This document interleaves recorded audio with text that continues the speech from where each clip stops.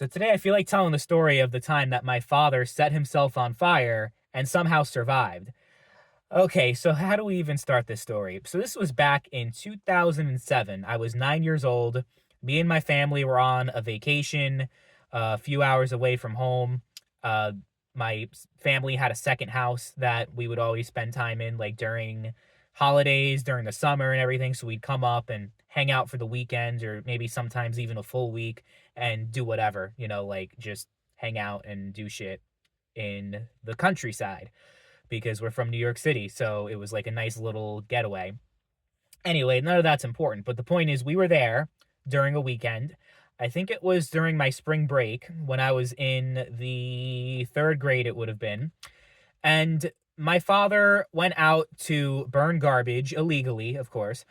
He had a burn barrel and he was just burning the garbage instead of paying for whatever it was, however much money a month for an actual like garbage pickup service because yeah, you had to pay for it. Like it wasn't taxpayer funded over there. So he would burn garbage frequently.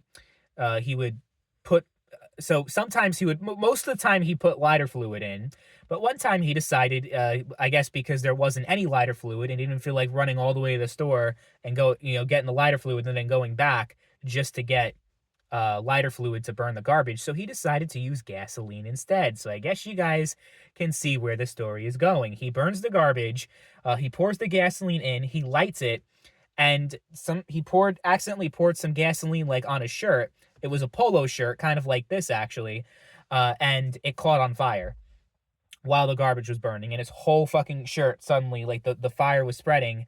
But instead of what they taught you when you were 5 years old, stop, drop, and roll, he decided to pull the shirt over his head. So the shirt that was on fire was now lifted over his head. So now his face and his hair was fucking burning up.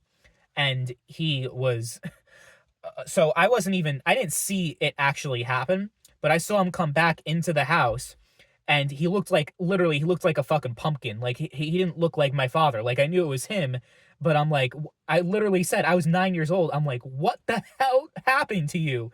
I was so fucking scared. And he's like, yeah, I set myself on fire. I got burned, and yeah, I'm really fucked up. Like the fire, like he was able to put the fire out. He wasn't like still burning when he came back in. Eventually, like the fire was put out, but he was so fucked up. Like he inhaled so much smoke into his body that he was burning internally, and his organs were they were shutting down. He didn't know, but they were shutting down, and he was really, really, really fucked up. You could tell he needed medical attention immediately, and he had to go to the hospital. But he was kind of nonchalant about it. He's like, yeah, I got burned. Oh, and then the first thing he did after he gets burned was go and light a cigarette. I'm not even fucking, I wish I was joking, but that's the first thing that he decided to do. While my mom was freaking out, she came in from the other room and she called 911, obviously. And it took them like 15 minutes to come because the service that they had, obviously, like, it was deep into the country, so it's not like you have an ambulance or a fire station or anything that's like nearby, so it takes some time to get here. But they eventually got there and they're like, yeah, so they drove him to the nearby hospital, which was about 25 minutes away.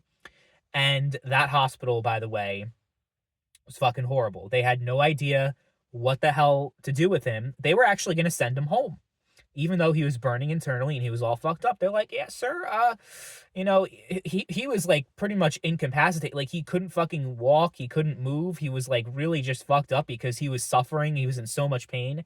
And he was really like in a really bad state. My mom was in the hospital. I was in the hospital too, obviously, because she couldn't leave me alone. I was kind of too young at that point. Plus, I wouldn't want to be alone there anyway. Like I wanted to go to the hospital with them, but she was in there for like 8 hours straight. I was sitting in the waiting room for, yeah, like 8 hours. And my mom would very rarely come. She would come to check on me like every 3 hours. And I was just sitting in the waiting room by myself because they had like a little children's waiting room, like a children's area. So I had Cartoon Network on all day, not knowing if my father was going to live or die. It was it was one of the scariest memories that I've ever had in my entire life. And I remember So the thing about the hospital is, yeah, they were gonna send him home, and my mom was fighting like he cannot be sent home. He is obviously like gonna die if he's not treated. And they're like, we don't know what to do. We don't treat burns. We're not like a burn center, so I don't know, we don't know what to do. Uh, so they were just like, yeah, they like tried to patch him up and send him on his merry way, because obviously that's the way it works with the hot, like, they got to free up the hospital bed. That's all. That's the name of the game. Till this doctor came in like on the night shift, as they were about to release him. The doctor came in and was like, he needs to be like heliported immediately to a hospital that can actually treat him. So they were going to heliport him back to Manhattan, because that's where, because they actually have a really good burn center over there, and that's where we didn't live in Manhattan, but we lived in Brooklyn, but that was New York City, so it was close enough where he wouldn't be stuck 4 hours away from home. He'd be 1 hour away instead, so people can actually come and see him and visit him, right? So they were gonna heliport him, except it was snowing. I remember it was April. It was April 1st or April 2nd. It was one of those days. Like, I remember it was early April, and me just like never seeing snow in April before and being amazed. But because of the weather, they couldn't heliport him, so they ended up just driving him down there, and he was in a coma for about 3 months. Yep, it was like 2.5 months rather. Yeah, something like that. My birthday, he missed it completely. I remember my birthday party, like my father was in a coma during that time. So that was, something I was going through. I was really like just fucking, yeah, like I didn't know what was going to happen to him. They had to end up, they cut the hole in his neck because they had to feed him through a feeding tube while he was in a coma. And they worked on him. They gave him surgery and everything, and like he looked obviously like he was fucked up, but they were able to like do whatever with him with his skin, that he actually like after a little bit later, he looked like normal. Like he did fucking set himself on fire. Like before, like he looked like all his face was all blown up. He looked like he suffered from obvious like third-degree burns, right? But after a while, the wounds actually healed. He had like a little mark on his chest, like right here, where you could tell, like, obviously like something happened to him, but his face was okay. His hair was fine. It grew back and everything. And this was just one of many instances where I thought my father was never going to come back and he was going to die. There was literally like about 8 or 9 times throughout my entire life where I thought that I was gonna lose my father, and I didn't. Like, dude was like a fucking cat, which is ironic because he hated cats, and we were never allowed to have a cat.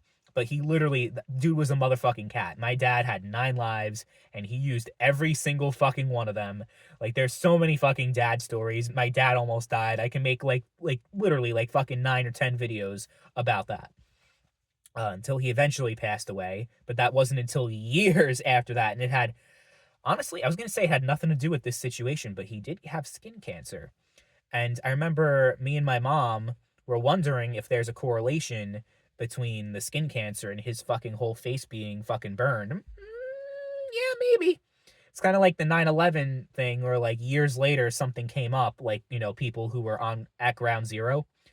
So it's possible. It actually, now that I think about it, I'm like, that probably was like a call. I mean, you never know with cancer. Anyone could be perfectly healthy, doesn't do anything, doesn't smoke, doesn't do anything to like negatively impact their health, eat all the right foods and everything, still get fucking cancer. I know plenty of people who were like the fucking example of great health and still it got them. So you never know in life.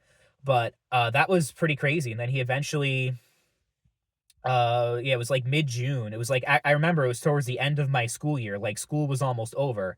And my father came home. He was on crutches for a while, and he actually couldn't take a shower for a month because of the hole in his neck. So if he took a shower, he literally like could have died of drowning, because if the water got in his throat, he could have drowned to death in the shower, which is crazy. So my mom had to like fucking wipe him down and everything, and it was, yeah, it was hard. Like they had to take good care of him. Like my mom still had to, make sure he was okay and everything. It was one of many times where she had to clean up after him and, just bring him back to health, I guess. One thing I will say, the company that my father worked for, they gave him full pay and everything while this was going down. And I'm like, that, like, they were loyal to him because there was a guy that they brought in to fill in for him, and the guy was getting comfortable. He was like, oh, this guy is like fucking in a coma. He got burned. He's not coming back. So he was like, all like, oh, yeah, like getting comfortable in his new job. And then when my dad got better after like another couple of months after he got back from the hospital, he got his job back. And the guy who was like filling in for him was fired, or, whatever you want to call it. Like, it was a temporary thing, but he thought it was permanent. So in his eyes, he was probably fired.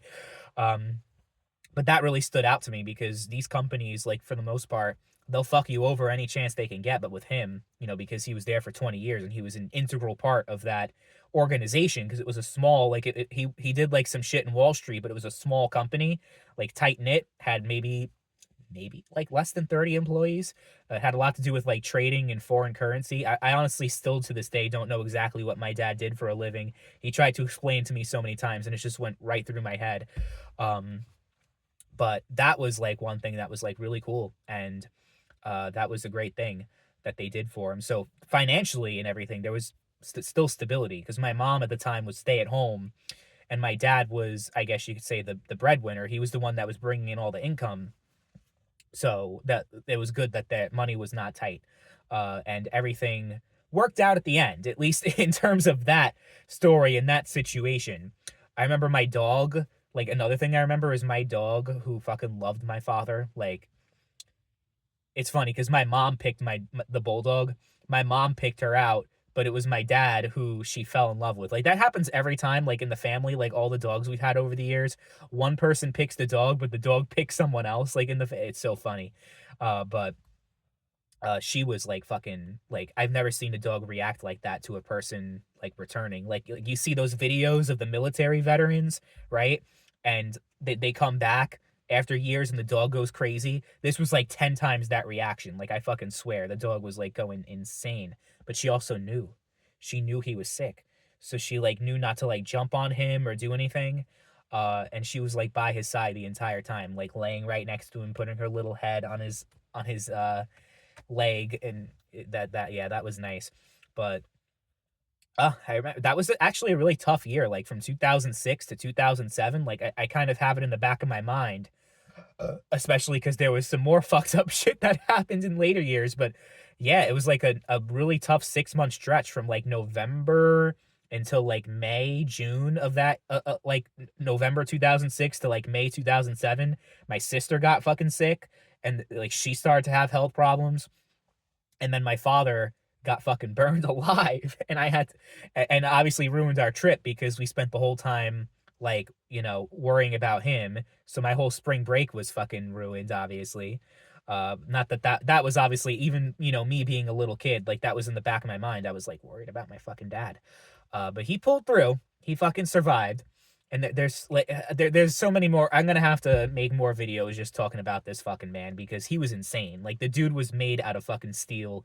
He should have died. Honestly, I should have never even fucking met him because there was shit that he did before I was even born, or like when I was a baby, that should have killed him alone, but it didn't. So yeah, I'm still amazed to this day about everything that guy did and everything he went through, and he just fucking came out stronger every single time. It's, yeah, it's crazy.